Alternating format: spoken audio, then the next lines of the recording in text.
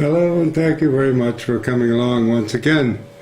This evening we want to talk about something that we don't know very much about. And not only me, but in general the American public and the English-speaking world. Not just the Americans, but those of us who speak English, as it were. We're a little bit behind the information, and we need to learn how to catch up fast. Basically, the problem is that we've been looking in African history at the more recent periods of the slave trade, and then the pre-colonial period, and then the colonial period, and the modern period. But we think the slave trade had to do, in effect, with primarily the English and the French, because they came to dominate the last years of the slave trade, and therefore we sort of projected backwards to the previous time as if it were just an earlier version of that. And it's not quite true. In fact, it's not at all true. And we need to start looking at the real history behind the evolution of the Atlantic trade in order to understand more fully its dimensions, how it got going, and how it sustained itself for basically 500 years. From the first European contacts and settlement in 1482 right through to 1882, 400 years later, and to our day as well. One might argue that, in effect, we're still in the process of an interesting kind of slave trade going on now, up across the Sahara and into the European labor markets by whatever means possible, getting across the Mediterranean. But the slave trade in the Atlantic is something we ought to start to focus on and take a look at, in particular in reference to those first 200 years that were dominated by the Portuguese, the Spanish, and the Dutch, and ask ourselves, what do we really know about the first 200 years? Not just we personally, because many of us haven't studied this individually, but I mean collectively in the English-speaking world, and even beyond that, what do the Spanish scholars, Latin American scholars, know, for example, about the Dutch period in the Atlantic slave trade? I think you'll find some experts, but not many. In any case, it hasn't worked its way into our understanding to the level of being taught in high schools or even in universities. Now, an important initial question is why and how did the European maritime empires begin at all? How did they emerge? And you have to remember the history of the Mediterranean to some extent for that. To understand the emergence of the maritime empires in Europe, you need to look at the control of the Mediterranean. It was dominated by Christian populations by the year 600 AD, but in a very short period of time, by 710 AD, all of that area was overrun by a series of Arab invasions from the Middle East. Just 110 years after the 600 AD, by 1710, much of the Mediterranean came to be dominated by Muslim political leaders because of the remarkably swift conquests of Arab populations on a camel across the arid North African plains. With the military development of the camel, it became an extraordinarily powerful means of territorial conquest. By 733, and look at the speed of that. That's just 23 years later. 733, that Arab conquest had extended itself into Spain itself. The whole Iberian Peninsula was basically under the control of Arabs from 733 on. What we know is Spain and Portugal by 733 AD. Only 13 years after they had come to dominate North Africa, they came to dominate the Iberian Peninsula. Well, the next several hundred years had to do with what is often referred to as the Spanish Reconquista, that is, the reconquest of the Iberian Peninsula. Muslim rulers dominated Spain for much of the next 650 years, but eventually there were a series of long and protracted conflicts waged by Christian leaders to reconquer Spain. And by 1265 AD, they had reconquered much of Spain, but not all of it. In fact, down by the Gibraltar Straits were still under the control of Arabs, and a lot of pressure was put on from 1265 onwards to push the Arab dominance further south across the Gibraltar. And by 1492, the big date in European history was that the Reconquista of the Iberian Peninsula was completed. They had pushed the Arab dominance back across the Strait of Gibraltar into Morocco. So that's the backdrop. There's a kind of territorial reconquest of an area that had been conquered and dominated for several hundred years by Arabs. Now, during the years of the Mediterranean trade, the Venetians had come to dominate shipbuilding and seamanship from the European end of things. Not from the Arab end of things, obviously, but from the European end of things. And to some extent, that's what the Europeans were equipped with, by way of ships and shipmanship. That is, shipmanship had to do with the seamanship of manning those ships. But this changed even before the Reconquista was complete. It began to change because of the way the Portuguese developed a new kind of ship, a vehicle called the caravel, which was perfected under Henry the Navigator, the third son of Portuguese king, who from 1420 onwards began a campaign to refocus on maritime discovery, in part to outflank the Arab opposition in southern Spain and northern Morocco. Take a look. The great age of exploration began nearly 600 years ago in Europe.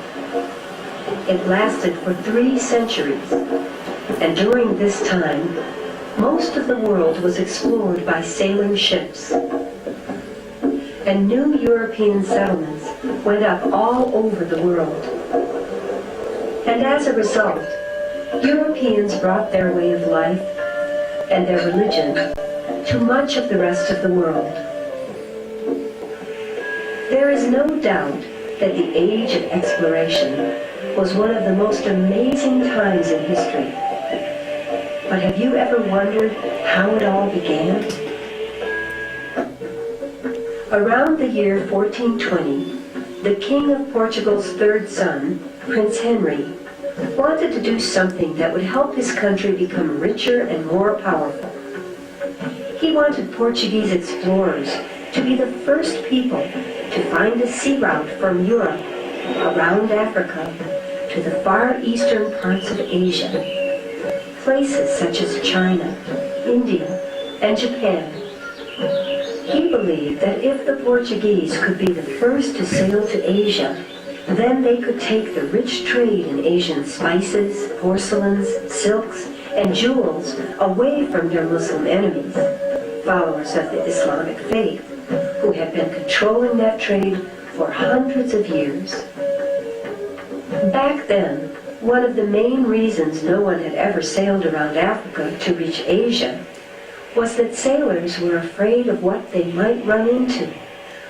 They had heard stories that about 1 week's journey down the coast lay a sea of darkness filled with terrifying sea monsters, while other tales told of lands where strange creatures lived that were half human and half animal. Prince Henry decided that the best way to find out if these stories were true or not was to send a ship there. But before doing that, he knew his sailors would have to be very well prepared.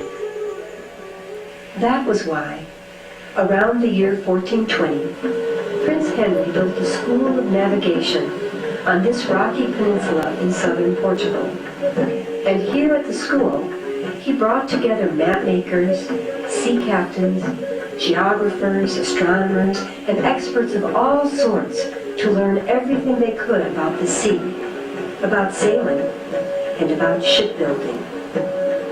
Prince Henry even built a house for himself not far from the school, high on a cliff above the sea, and he also founded shipyards nearby to build the excellent newly invented ships called caravels. Caravels were very different from the ships that had come before them, for they had triangular sails that let them sail into the wind. They also were easier to steer and could carry a lot of food and water for long sea voyages. But just having good ships was not enough, because it was still quite easy to get lost at sea. And to solve this problem, they needed better navigational instruments. One such instrument was the quadrant pictured here.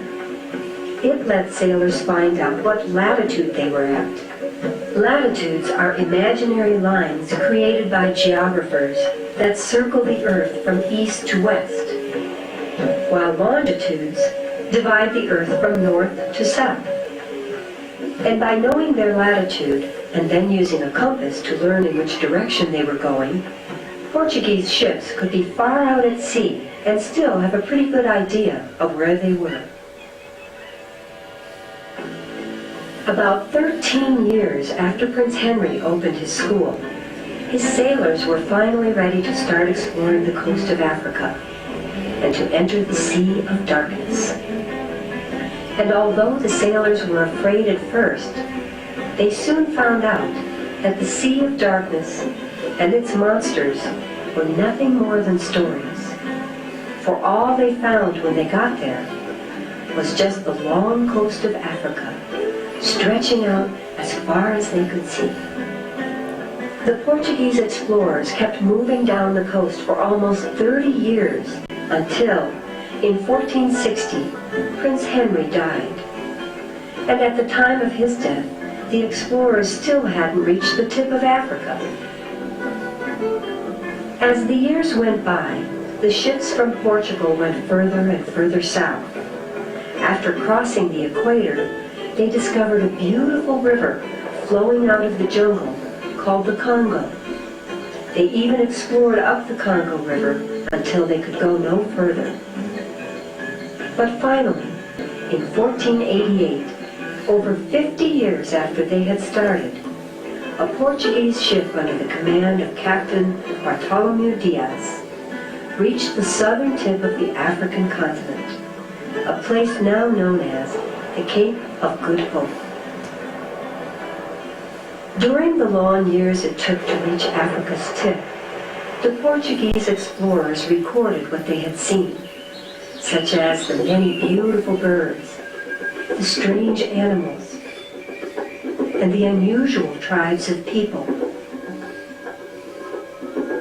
They wrote down descriptions of the native villages they had visited, made excellent maps, and always put up stone markers like this one to claim the lands they discovered for Portugal. Their ships also carried priests who worked at converting the native people to Christianity. And the explorers built outposts where they traded cheap cloth and things made from iron for gold, ivory, and furs. The Portuguese grew wealthy from African gold, but they also got rich by taking African people back to Europe to be sold as slaves. Now, this is the fascinating part. This is before the triangular trade, right? Before a trade to the New World. Because Columbus, as it were, hadn't even discovered it, the New World. He didn't discover it in any case because it wasn't lost, but the fact is he hadn't established a link to the New World. This is in the 1460s, 70s, and 80s, right, along the coast of Africa. But the slave trade began by bringing captives or traded persons back to Spain and Portugal, Lisbon and Cadiz. In fact, the whole peninsula was under the kingship both Portugal and Spain, of one royalty at this point. So the ports were, in a sense, interchangeable. And that's something to keep in mind, because it's the Spanish-Portuguese connection that's crucial to keep in mind here for this period. It's true that the caravel allowed them to take far more goods and water supplies, fresh water, and the Portuguese seaborne empire really gets going from 1415 onwards. The school, Prince Henry the Navigator, from about 1420 onwards. But both Spain and Portugal were under the same monarch until 1640, and it's during that period that they, Spain and Portugal, were the pioneers of the transatlantic trade, not initially over to the Americas. Iberian ports such as Lisbon, Seville, and Cadiz outfitted 97% of the European-based slave voyages. So it wasn't a trip from Africa to the New World, it was a trip from Africa back to the Iberian ports of Lisbon, Seville, and Cadiz. 97% of the European-based slave trade came out of those different ports, carrying nearly 500,000 African captives to destinations of toil and death in Spanish America from Europe, right? Carrying the slaves obtained in Africa. In the early years, captives who had first been brought from Spain or to Spain and then from Africa prior to that were then packed onto slave ships in the Spanish ports for transport to the New World destinations. By the 1530s, however, the trade had shifted direction, and Iberian ships sailed from Africa straight to the New World without going back to the European ports for redistributing their slaves to European ships from there. In effect, they created the triangular trade from the 1530s onwards, straight from Africa to the New World. Subsequent decades, the Dutch came to displace the Portuguese in the maritime trade around the world, and they came to dominate, largely because they came to dominate the spice trade to and from Asia. The trip around South Africa came to be increasingly controlled by the Dutch maritime empire, and you can see if you look at the different colonies that were established as a toehold, they consisted mainly of local fortified castles and specialized in the long-distance trade of high value-to-weight ratio items like gold and spices, and eventually also human slaves. But it's their emergence, the Dutch, in the spice trade in Indonesia that was of particular interest to both the Portuguese initially and then the Dutch, who took over. In part, they took over because they changed the sailing craft. Now, this is an example of a modern-day small-scale vessel.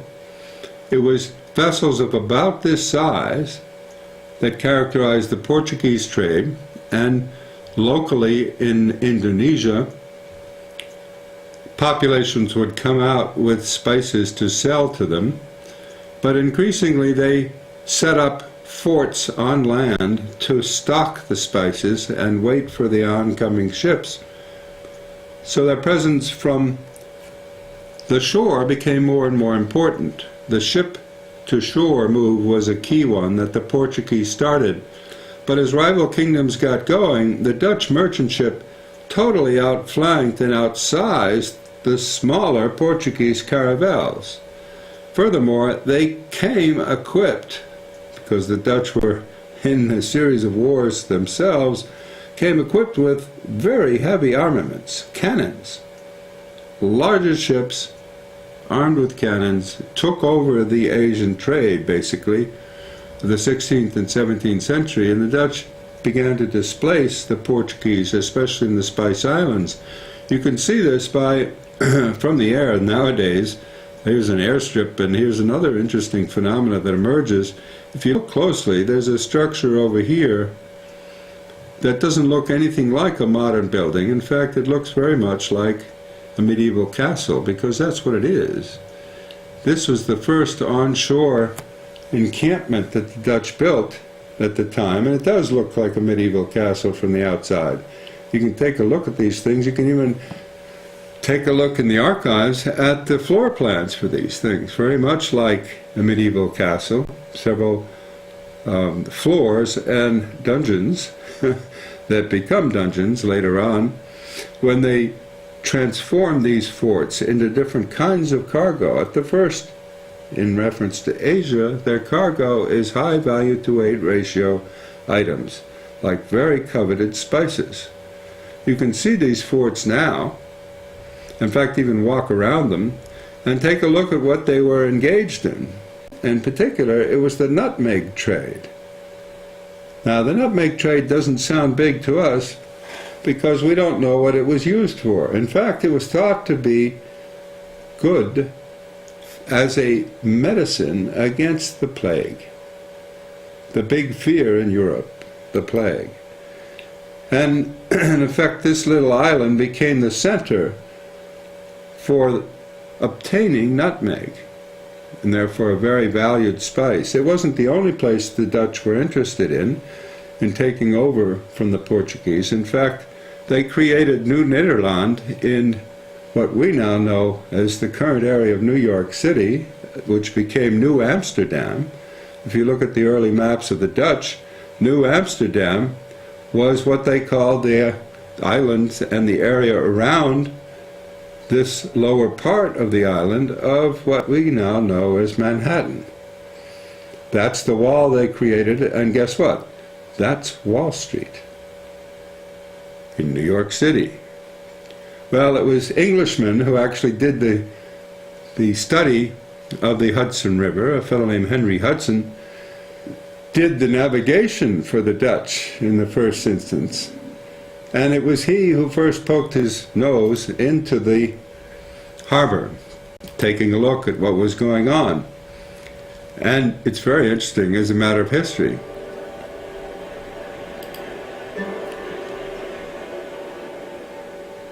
Henry Hudson, an Englishman working for the Dutch, in this little Dutch ship called the Half Moon. It was only 85 feet long. He's exploring the east coast of North America. He pokes his nose into New York Harbor, what is today New York Harbor. He spies the river that now bears his name and sails north of it, expecting to find Asia.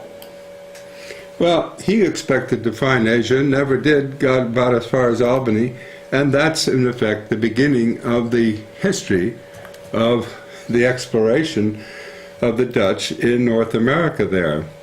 The maritime empire, though, started to focus on West Africa, and we'll come back to this study of the Dutch period in West African history in future sessions.